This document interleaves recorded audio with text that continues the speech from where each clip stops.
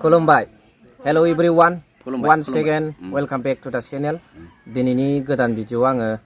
नोंथांमोन बयखौबो गोसो गोथारै बरायदों लोगोसे आसा खालामो इसोरनि अननायाव नोंथां बयबो मोजां दं दिनैनि टपिकआव मोनसे मोजां कन्टेन्ट जोङो लानानै सावरायनो सानदों बेवहाय बयबो इउटिउबारफोर दंजोबो नोंथांमोननि नाखि गुलिजोबखा सिनायजोबखायो बिथांमोन ब्रादारमोनखौ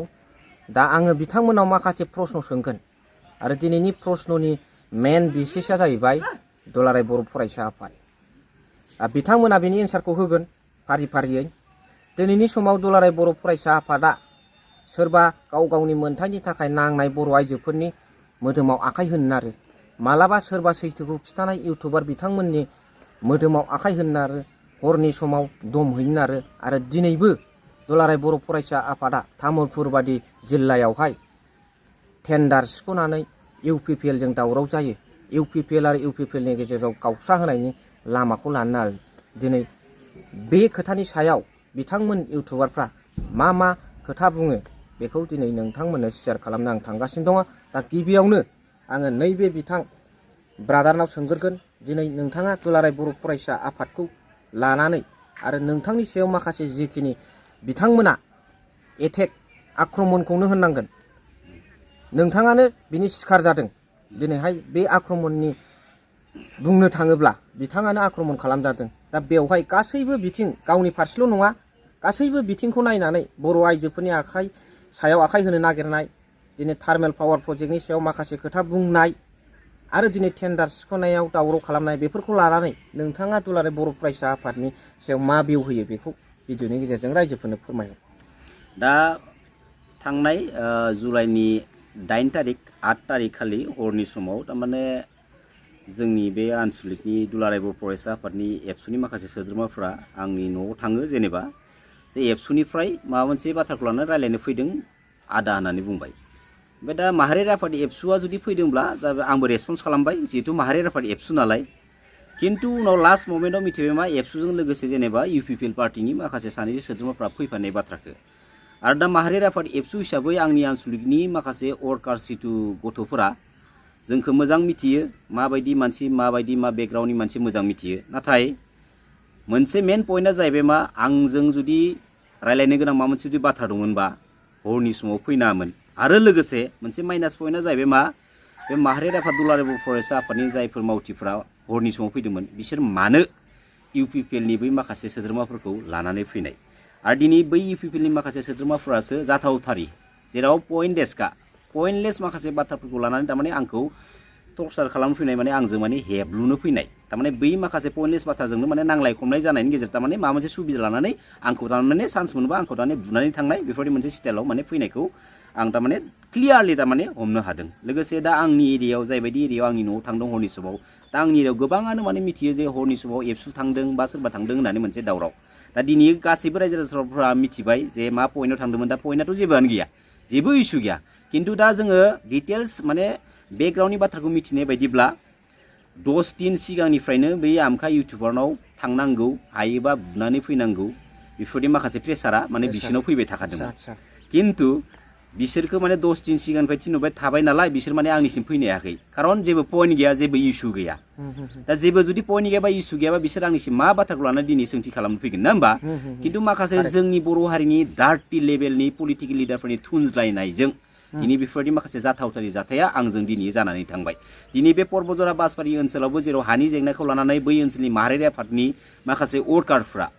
माखासे बिबानगिरिफ्रा बर' बिमा माहारिखौ बुनो थाखाय आखाइ दिखांनाय बे बाथ्राखौ बुहुमनि साफ्रोम बर' फिसाफ्रा दिनै मिथिगौ दा माहारियारि आफादाव थानानै बेफोरबायदि खामानिखौ एक्सुवेलि मावथावनाङा आरो बेफोरबायदि माहारियारि आफादाव थाग्रा जोंनि बर' हारिनि माने लाइमोनफोरा माहारियारि आफादाव थानो समाया दिनैनि बे समाव आरो बारम्बार जों नुगासिनो दङ आरो लोगोसे जायफोर माहारियारि आफादाव थानाय मानसिफोरनि थाखाय जोंनि बर' हारिनि माहारियारि आफादनि गोथारथि महर मुस्रिया दिनै गोसोम दागो नांगासिनो दङ लोगोसे जों बर' हारिनि बिफा मानाव गेदेर सिबिनां बड'फा उपेन्द्रनाथ ब्रह्मनि गोथार आइडिय'लजि आरो फिल'सफिया मानहानि जागासिनो दङ आरो जायफोर मानहानि खालामगासिनो दङ गावबा गाव पार्सनेल बेनिफिट्सनि थाखाय बैफोरबायदि जोंनि बर' हारिनि इयुन जेनेरेसनखौ बे जोंनि बर' हारिनि माहारियारि आफाद गोथार दुलाराय बर' फरायसा आफादनि बिबानाव दोननो नाङा लोगोसे बेफोरबायदि मानसिया थानो समाया बिसोरखौ आउट खालामनांगौ लोगोसे दा समाव जों मोनसे बाथ्राखौ मिथिबाय दङ जे तामुलपुर डिस्ट्रिक्टनि सिङाव दुलाराय बर' फरायसा आफादनि माखासे सोद्रोमाफोरजों बे टेन्डारनि माखासे इस्युखौ लानानै गावजों गावनि गेजेराव माने दाङाबाजि जालायनाय बाथ्राखौ जों नुगासिनो दङ। लोगोसे दा समाव तामुलपुर डिस्ट्रिक्टनि सिङाव दुलाराय बर' फरायसा आफादनि माखासे सोद्रोमाफोरा बे साधारन मोनसे टेन्डारनि इस्युखौ लानानै गावजों गावनि गेजेराव दाङाबाजि बुलायलायनो नागिरनाय दावराव दावसि जानायखौ जों दिनै मिडियानि गेजेरजों नुनो मोन्दों। दा मोनसे माहारियारि आफादनि वर्कार्सफोरा बिबानगिरिफ्रा बुहुमनि साफ्रोम बर' फिसाफ्रा अलखदाव गोग्लैब्ला गावजों गावनि गेजेराव जुदि बुलायलायनो नागिरोबा बेखौसो फोसाबनांगौ। नाथाय माहारियारि आफादाव थानानै माबा मोनसे साधारन टेन्डारानो जा जायखिजाया इस्युआनो जा बेखौ लानानै गावजों गावनि गेजेराव नांलायहैनांगौनि मा दरखार दङ? जेबोथ' दरखार गैया। अब्ला बेफोरबायदि माखासे माहारियारि आफादाव थानाय बिबानगिरिफ्रा बे जोंनि बर' हारिनि माखासे डार्टि लेभेलनि पलिटिकेल लिडारफोरनि चक्लेट जानानै ललिपप जानानै बिसोर खामानि मावबाय दंना गैया? बिसोर दिनै खामानि मावबाय दं, जायनि थाखाय दिनैनि बे समसिमहालागै थांनाय 2020-27 जानुवारि बिटिआर एग्रिमेन्टनि उनावहाय जों बर' हारिनि बिखायाव गोबां रोखोमनि गुलाय गुजाय नुथायखौ जों दिनै नुगासिनो दङ, जेराव बांसिनहाय माहारियारि आफाद दुलाराय बर' फरायसा आफादनि गोथारथि महर मुस्रिखौ लानानै बाथ्रा बुंबाय थानाय आरो बर' फिसाफ्रानो बांसिन सोंखारिनो गोनां बायथ' जानानै फैदों बै साफा सानै माहारियारि आफादाव थानाय बिबानगिरि बा दैदेनगिरिनि थाखायनो। ओरैनोथ' दुलाराय बर' फरायसा आफाद हिसाबै बयबो मोजां मोनो, नाथाय माखासे कयेकजन दैदेनगिरिफ्रासो दिनै दुलाराय बर' फरायसा आफादखौ गाब फुननो नागिरदों। नोंथाङा बेखौ गनायो नामा? दा जोंनि बिजिरनायाव दा समाव दुलाराय बर' फरायसा आफादाव ओरैबायदि मोजां मोजां जोंनि बर' हारिनि इयुन जेनेरेसना बिबानाव दङ, आरो बै मोजां मोजां जोंनि बर' इयुन जेनेरेसनखौ दुलाराय बर' फरायसा आफादाव जायफोर बिबानाव दङ ना, बै पलिटिकेल लिडारफोरजों लोब्बा थानाय बा इनभल्भ थानाय सोमोन्दो थानाय माखासे दुलाराय बर' फरायसा आफादनि बिबानगिरिफ्रा बै जोंनि बर' हारिनि इयुन जेनेरेसनखौबो पलिटिकेलि डाइभार्टेड खालामनानै जर जबस्ति बायध'था खालामनो माखासे बाथ्रा बुंहोनाय माखासे खामानि मावहोनाय बायदिखौ जों दिनै बांसिननिफ्राय बांसिन नुनो मोननाय बायदिखौ जों थारमाने दायो नुगासिनो दङ आरो। आच्छा आच्छा, दा अब्ला बेनि सायावनो दिनै नोंथां ब्रादारनि भिउआ मा? फंनैसो नोंथाङा रायजो राजाफोरनो फोरमायहरदो। बुंनांगौआथ' गोबां दङ, अब्लाबो मानि बांद्राय बुंला आरो फंनैसोल' बुंगोन आरो। दा दुलाराय बर' फरायसा आफाद जोंनि माहारियारि आफाद, दा दिनै रायजो राजाफ्रा माहारियारि आफादखौ सिन्था खालामोब्ला माने गोनो गोथो आरो। जोंनि दुलाराय बर' फरायसा आफादखौ जोंनि रायजो राजाफ्रा मदद होनांगौ मदद होनाङा बेफोरबायदि अनेक गोनो गोथोआव दं आरो। जिहेतु जाथिनि आरो हारिनि माखासे बाथ्राफोरखौ माने साननानै सिन्था खालामनानै आरो। दा बिथांमोनखौ बुंनो हायोब्ला जोङो दिनैनि नैबे जेनाखि दुलाराय बर' फरायसा आफाद, माने बेफोर जाहैबाय मोनसे मा होनो राजनितिनि बेन्दोङाव बोनजानाय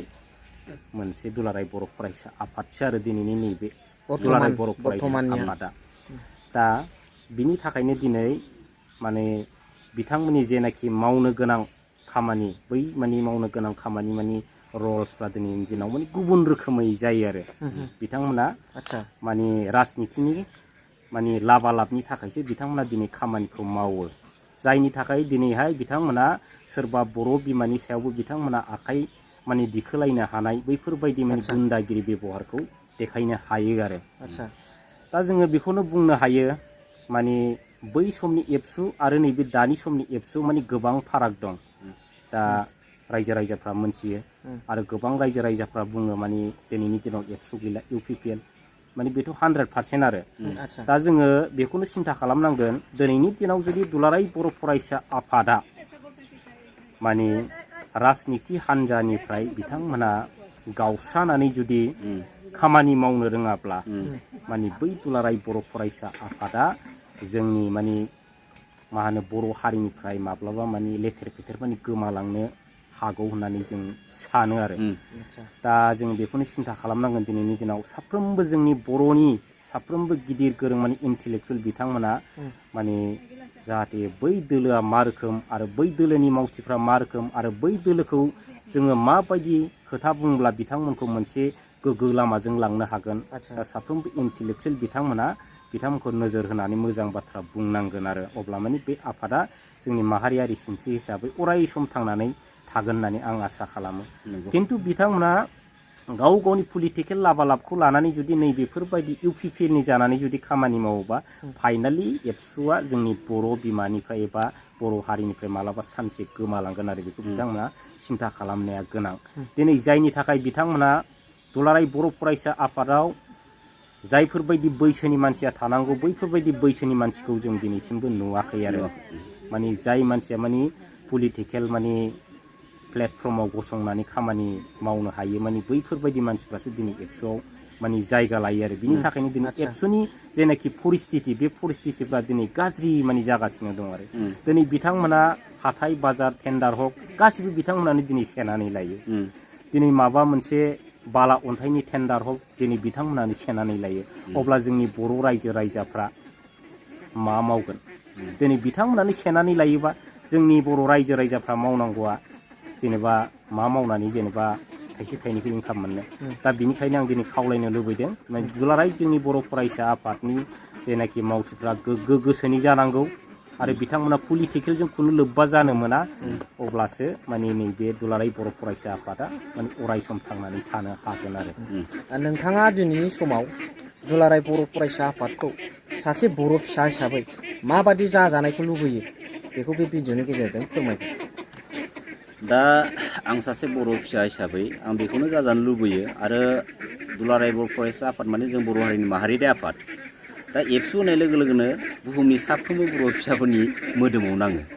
आरो एबसुनि जिथु माने गोथारथिया साफ्रोमबो बर' फिसाफोरनि आखायाव मोनसे गिलिर बिबान दङ दा बेखायनो दा समाव जायफोर जोंनि बर' हारिनि बर' फिसाफ्रा बे माहारियारि आफाद दुलाराय बर' फरायसा आफादनि बिबानाव दङ बा बिबानखौ लादों दा बे बिबानाव थानाय बा बिबान लाग्रा बर' फिसाफ्रा एक्सुवेलि पलिटिक्सजों इनभल्भ थानानै सोरबा पलिटिकेल लिडारनि जानानै जोंनि सोरबा बर' फिसाफोरखौनो बा जोंनि सोरबा बर' बिमा माहारिफोरखौनो पलिटिकेलि बेनिफिट्स बा सोरबा पलिटिकेल लिडारनि थुनज्लायनायाव माखासे जाथावथारै माने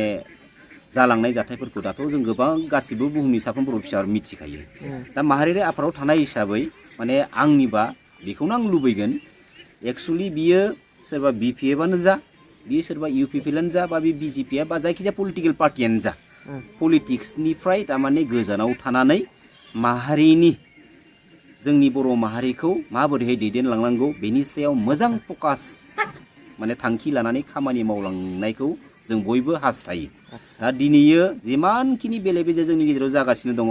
बा बे बेले बेजेनि गेजेराव दा माहारि आफादाबो मोनसे बेले बेजे थासारियाव दङ बे थासारिनि गुबै मेन इस्युआ जाहैबाय पलिटिकेलि इस्यु आरो बे पलिटिकेलि इस्युनि गुबै दायनिगिरिफ्रा जाहैबाय बै माखासे जोंनि बर' हारिनिनो माने गुनजेट आखुनि डार्टि माइन्डेड गोलोन्दां साइज लिडार गोसोम गोसोनि माने गावनिखौल' मिथिग्रा बे पलिटिकेल लिडारफोरनि थाखायनो जोंनि बर' हारिनि माखासे इयुन जेनेरेसनफ्रा डाइभार्टेड खालामजानानै बेफोरबायदि इउसलेस खालामहोजानायनि थाखाय जोंनि गेजेराव बेफोरबायदि माखासे गाज्रि बारहावा थासारिया दायो जागासिनो दङ दा फार्स्ट अफ अल बुहुमनि साफ्रोम बर' फिसाफ्रा बै गुनजेट आखुनि गाज्रि गोसोनि बर' फिसा लिडार दैदेनगिरिफोरखौसो जोङो दिनैयो मा राहा लानांगोन राहा लानांगौआ ओरैबायदि थारमाने बैफोरबायदि लिडारफोरखौ जोङो जाय लिडारफ्रानि गाज्रि आखुनि बिसोरखौ जोङो रेसपन्स खालामनाङा सनमान होनाङा मिथिबाय जों जुदि बेफोरबायदि गाज्रि आखु लिडारफोरखौ जों मिथिसेयावबो जों जुदि बिसोरखौ सनमान होबाय थाबा मान सनमान खालामबाय थायोब्ला जोंनि बर' हारियाव मालाबाबो गोजोना फैनाय नङा मिथिबाय दिनैयो 50 बोसोर 30 बोसोर सोमावसारबोनायनि उनावहाय जोङो BSc BTC BTR बायदि एकर्ड एग्रिमेन्टखौ जों मोननो हादों दा BScआनो जा BTCआनो जा बा BTR बायदियानो जा एग्रिमेन्ट एकर्डआ बेवहाय बुहुमनि साफ्रोम बर' फिसाफोरनि अबदान दङ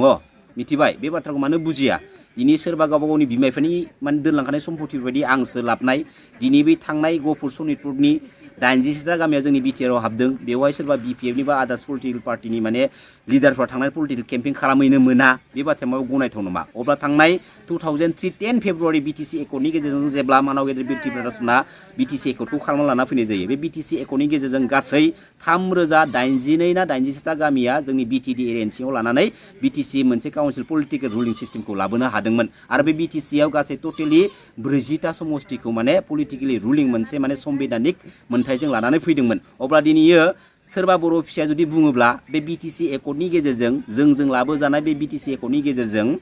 3082टा बर' गामिफ्राव आदार्स पलिटिकेल पार्टिनिफ्रा पलिटिकेल केम्पिं खालामनो मोना आरो बे BTC एकर्डनि गेजेरजों लाबोजानाय जेराव जों लाबोजानाय बे 40टा समष्टिनि सिङाव रावबो आदार्स पलिटिकेल पार्टिफ्रा माने पलिटिकेल केम्पिं बाथ्रा बुंहैनो हाया होननानै जुदि बुङोबा सोरबा गनायगोन नामा आरो बे थांनाय 17 इयार्सआवथ' मालाबाबो मानाव गेदेर हाग्रामा महिलासारा जोंनि बर' फिसाफोरखौ माइगाब जुजाय बायदि खालामनानैथ' रुजुनानै बाथ्रा बुंबोआखै बा बेबहार खालामबोआखै जाय बर' फिसाया बिनि सेराव थांदों बेखौनो गासैबो अनसुंथाइ हरदों आरो दिनैनि समाव BPPF PCDR आरो UPPL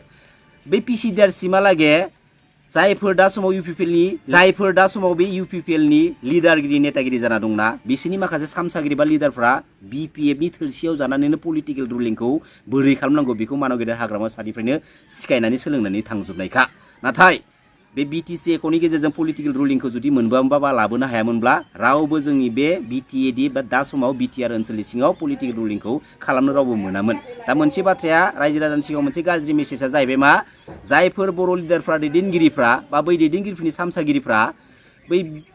सनितपुर गफुरनि 80 गामि हाबनायाव आदार्स पलिटिकेल पार्टिया पलिटिकेल केम्पिं खालामनो मोना होनना बुंगासिनो दङ दा बैफोरबायदि माखासे सुबुंफ्रा जोंनि गेजेराव जोंनि बर' माहारिखौ पलिटिकेलि आरो नन पलिटिकेलि माने प्लेटफर्माव थानानै दैदेनलांनो जुदि सुबिदा मोनबाय थायोबा जोंनि बर' माहारिया दिनै एसे गाबोन एसे जोबस्रांलांगोन बेनि उनावहाय बिसोरो कौटि कौटि रां आरजिनानै दिल्ली मुम्बाइआव फ्लेट बायनानै थाहैगोन बिसोरा जों हारिनि थाखाय बर' फिसाफोरनि थाखाय जेबो मोजां साननाय गैया गावनि पकेटनि थाखायल' गावनि पार्सनेल प्रपार्टिनि थाखायल' बिसोर साननाय दङ सिदा बाथ्राखा मानव गेदेर रायजो राजा नोंथांमोन बेखायनो बै गोसोम गोसोनि दार्टि गोसोनि गाज्रि आखुनि लिडार आरो पलिटिकेल लिडारफोरनिफ्राय गोजान जानानै दिनैयो गावबा गावनि बेसेनखौ दिनैयो सामलायनानै लाखि आरो गावबा गावनि बेसेनखौ सामलायनानै लाखिनायनि समा दायो फैबाय जों गावबा गाव मेगनजों गासिबो नुखाबाय बेखायनो आपकामिं 2025 BTC बिसायख'थिनि गेजेरजों बैफोरबायदि गुनजेत आखुनि लिडारफोरखौ जोंनि बे मोनसे बेसेन गोसा भटजों जोङो बिसोरखौ हिक्का होनांगौ बिनि फिथाइखौ जों बिसोरनो होनो हानांगोन खारन जोंनि BTCखौ जों बासायनांगोन लोगोसे जोंनि बर' माहारिखौ जों बासायनांगोन जेराव जोंनि बर' माहारि आफाद दुलाराय बर' फरायसा आफादाबो दा समाव सिबिनां बड'फा उपेन्द्रनाथ ब्रह्मनि गोथार आइडिय'लजि आरो फिलसफिनि बिखायाव गसंनानै बेखौ मानिनानै माने बेले बेजे माखासे पलिटिकेल लिडारफोरनि थुनज्लायनायाव खामानि मावबाय थानायखौ जों दायो नुनो मोनगासिनो दङ जेराव बे खामानिया आंजोंनो जानानै थांदों दा बिथांमोन सानै इउटुबार बिथांमोननिफ्राय नोंथांमोना खोनानो मोनबाय दा माखासे खोथाफोरखौ सालिजारि खालामलायनानै नोंथांमोना कमेन्ट्सआव फोरमायहरबानो जाबाय आङो बेखौनो नोंथांमोन रायजो राजा आंनि जिबि ब्लग फेमिलि नोंथांमोननाव बेखौनो आङो आर'ज गाबहरबाय कमेन्ट्सआव फोरमायहर बेखौनो आङो बुंबाय दिनैनि भिडिअखौबो एसेखिनियावनो फोजोबबाय थेंक इउ भेरि माच फर वाचिं खुलुमबाय जय बर' हारिनि जय जय बर' बिमानि जय